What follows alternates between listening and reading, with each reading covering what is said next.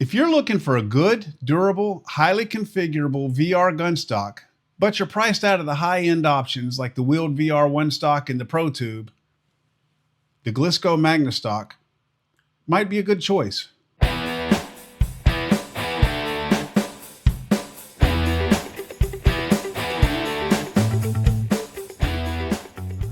What's up, what's up, what's up? The Decrepit Gamer here. First of all, let me say this is not a sponsored video. I mean, look at the size of my channel, guys. I'm not going to be sponsored by anybody. I mean, maybe one day. By the way, if you get anything at all out of this content and you'd like to help me get there, you would be very, very appreciated. But these are my own opinions on a gun stock I bought with my own money for my own use. So first of all, the Glistco Magni Stock is a VR gun stock that comes with a mid-range price point. I paid right around $75 US for it, which comes in just under half the cost of some of the higher end gun stocks. But I have to say the construction, the durability, the configurability, it's on par with some of the big boys. Let's start with an unboxing. If you're not interested in an unboxing, there's timestamps in the description. You can skip around to any section of this review that you want to see. All right, so here we have the Glistco Magni Stock, exactly as it arrived to me from Amazon. The first thing that we notice here is that the box is damaged, which is more likely the result of shipping from UPS than it is from Glistco, but it's nevertheless a little frustrating. On the back here, I ordered the Quest 3 version of this product. Here you see it's got Rift S, Quest 1 and 2, Oculus Rift, HTC Vive, Valve Index, and then Other. And Other is the one that's marked here. So I hope that this is the Quest 3 version and they just didn't have the packing material for the Quest 3, and so they just marked Other. But anyway, let's go ahead and unbox this thing.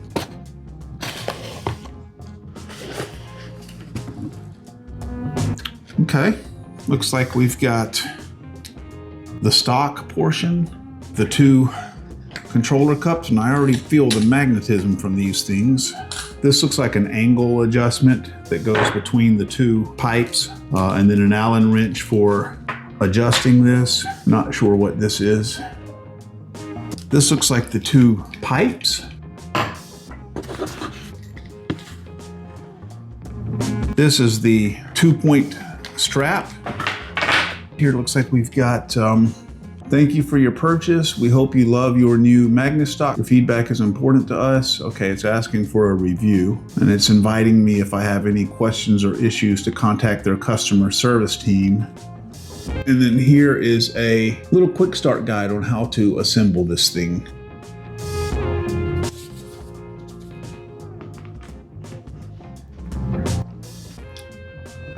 All right, so let's see about getting this thing assembled. It says to slide this tube, the one without the orange tip, into the butt of the stock and tighten with the Allen key. It's nice and firm. It says to make sure that the wing nut is to the left of you when you press this against your shoulder. So that would be here, and tighten. And it says to slide the coupling assembly onto the same tube. Then it says slide the other rail clamp onto the carbon tube with the orange tip facing away from you, with the wing nuts to your left, and tighten. And it says to slide the rail hook. This is the thing that I couldn't identify when I was unboxing it, onto the same carbon tube. That magnet is quite strong. Jesus.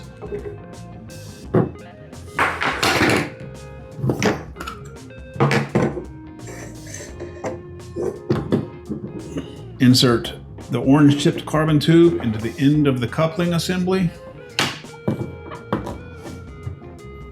It never said to tighten this coupling assembly, but I just read through the entire instructions and it never says to do that. So one must assume that that has to be done.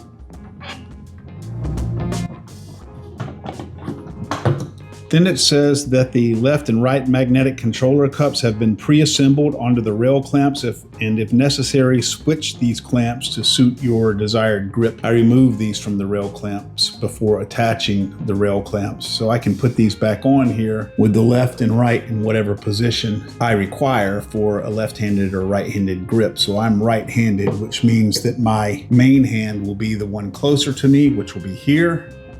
Geez, that's strong. And my left hand will hold the front of the weapon here. Wow, that's really strong. That needs to turn around, I think, that way. And then the 2-point strap simply attaches here. And it can attach on either side, depending on whether you're right or left-handed. And then this item I can finally identify as the rail hook for the strap. So now the strap is connected. Now, the box just had other checked for the type of VR headset that this was intended to be used with. So it looks like you run the straps through this hole down here. And then this, oh, okay. This is a friction fit. There's little ridges inside of there. Press that down in there, and that friction fit causes this thing to, see that? That grabs very solidly. The only way to get that out of there is to pull with a little bit of force because of the way this inside of this controller mount is constructed with little ridges there. It's called a friction fit. And that's very interesting design. Okay, and that does fit perfectly, so I did receive the correct one. Yes, this was very easy to assemble, and the instructions here were quite clear with nice drawings to show how everything was to be assembled. Okay, that is a assembled Glistco Magni Stock. Very easy to assemble. Very clear instructions. So shipping was very fast. The product got here in about 3 days. It shipped from Amazon. As you can see, the box was damaged, but the product itself was not damaged in any way. The durability is very high. These are carbon fiber tubes here. I believe that's an option when you order the product, but I opted for the carbon fiber tubes. They're very, very lightweight. In spite of its lightweight, the product feels very sturdy, and assembly was very straightforward. So let's head over to the gun range in 0 Caliber 2, aka my VR room, and do a little testing. All right, so we're in the gun range on 0 Caliber 2. I figure this is the best place to test this because for those of you that follow my channel, you know that since its inception, it's primarily been a 0 Caliber reloaded 0 Caliber 2 channel. So this is the game that I'm most familiar with. So let's just test this thing out a little bit. First of all, you grab the gun, and then when you get this controller anywhere in the vicinity of that mount, it finds home. Yeah, it goes home because that magnet is so strong. Yeah, and then reloading, that's easy as well. Even though the magnet is so strong, just this motion of twisting it to pull it away works very well. See that? I really like the feeling of these grips here. It feels like grabbing the grip of this weapon here. The whole stock feels very solid in my hands. And one thing that was a concern of mine, and what might be counterintuitive, is the fact that you can actually put a good bit of force on these grips that are sealed to those mounts magnetically. If you concentrate that force toward the base of the grips, see, I can push this weapon very firmly back against my shoulder, and then if I want to dislodge the grip, I can just twist it like that.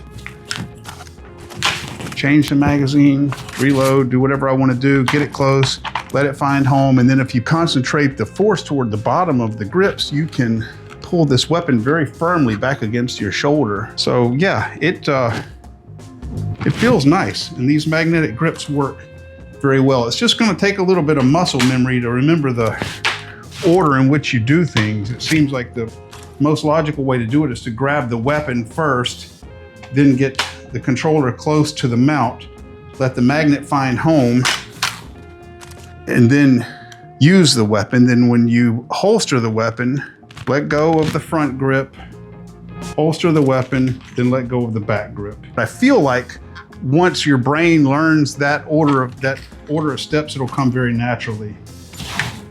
So I get out my handgun, fire, fire, fire, put it back up, grab the weapon, grab the stock. Okay, I want to go for my sidearm. Let go of the weapon, let go of the stock, grab my sidearm, fire, fire, fire. Put the sidearm back up, grab the weapon, grab the stock. Yeah, I think that will become very natural. Then another thing I've been wanting to test is the shotgun.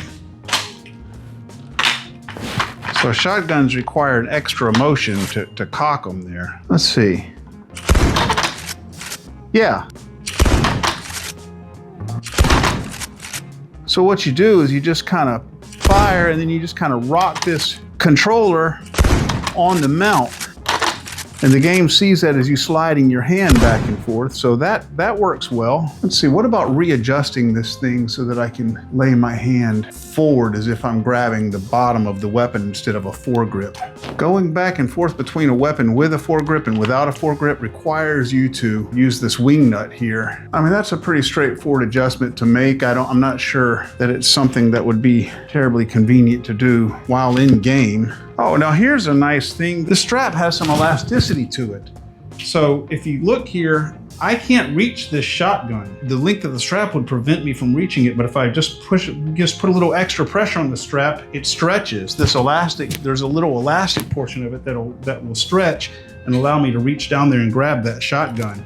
So if I've got two weapons that both are able to use this stock, I can put one weapon up, reach down here, grab the other one from my side without ever releasing my main hand from the stock. See, and that's a very straightforward thing to do there. Put that one up, grab that one. Boom, boom, boom. Want to shoot at range, put that one up, grab that one. Oh yeah, that's very quick. Yeah, that's very smooth. I like that. Let's try this thing with a bolt action sniper.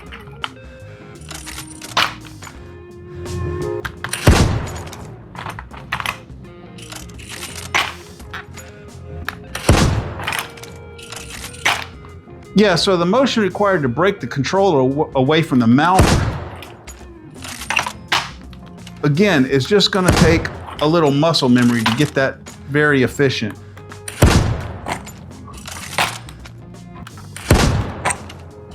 Oh yeah, I'm already getting the hang of it. Yeah, it'll all take some practice, but not much. It's probably just gonna be a few games before, you know, you really get a feel for how to use this thing. Oh yeah, having just stood here and practiced for just a few minutes in the firing range, it's becoming, yep, very fast. Pop a magazine, reload, chamber, back in action. Need to go for another weapon, put it away, grab my secondary, fire a couple of times, put it back, grab my primary, fire, fire, fire, eject the magazine, reload, chamber, back in action. Yeah, it's getting to be quite smooth. So overall, how do I feel about this stock? First of all, I'd say that the durability is very high. Although a lot of this is plastic, it's very thick, solid plastic. These tubes are carbon fiber here, and in spite of the fact that it's lightweight, it is quite sturdy. In terms of configurability, I would say this is middle of the road. The reconfiguration of the stock to fit different weapons is very easy to do. It's all toolless thumb screws that you use here, but doing this in game, it's just not conducive to it. So what you would want to do is you would want to configure this for the weapons that you were going to be using in that play session, in that game, or in that mission, and just leave it. It's got all of the adjustments that you would expect a high-end gun stock to have. It's got this angle adjustment right here, you know, so you can change the angle of the front pipe or front bar. This is to aid in calibrating the stock in different games that cause guns to act different ways when you grip them with that front hand right there. So it's certainly highly configurable. It's just not conducive to being reconfigured in the middle of a play session. In terms of usability, there's a little bit of a learning curve. Okay, so in that testing video that you saw, that's highly edited. There was, particularly initially, there was a lot of fumbling around with this before I got to where I was very efficient. So there is a little bit of a learning curve. Not bad. I really think a good few games and you'll have it. And once you have it, it works very well. And then in terms of overall feel, man, it feels great. These grips right here, these are very thick. They feel very thick in your hand, and this etching here, this pattern, if you can see that pattern that's etched into that grip, that feels very much like when you're in the game, it kind of tricks your brain, and that feels very much like the grip of a weapon. So it feels really good to use. I was concerned about the fact that these are held on here with magnets. Regardless of how strong, I felt that they would not stand up to a lot of pressure or a lot of force, but that ended up not being the case at all. As I said in the testing video, as long as you keep the force down toward the bottom of the magnet, you see how it's got that design right there that allows that controller mount to fit over that magnet. That allows you to really put a good bit of force on this thing, and it's really not a concern. If that's a concern of yours, let me lay that one to rest. So overall, sturdy, configurable, feels good to use. Are there better gun stocks out there at higher price points? Absolutely there are. Do I recommend this one? If you feel priced out of the higher end gun stocks and you feel like you can afford this mid-range price point, I don't think you would regret this decision at all. So I'm gonna give this a recommended.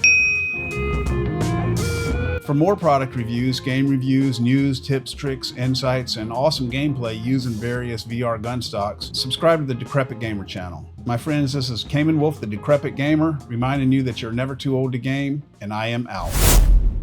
I'm the Decrepit Gamer, don't you give me no lag. Got my console, got my stacks, and I'm ready to frag. Who says YouTube, oh, the be a digital knight? I'll be rated in my slippers till the morning light.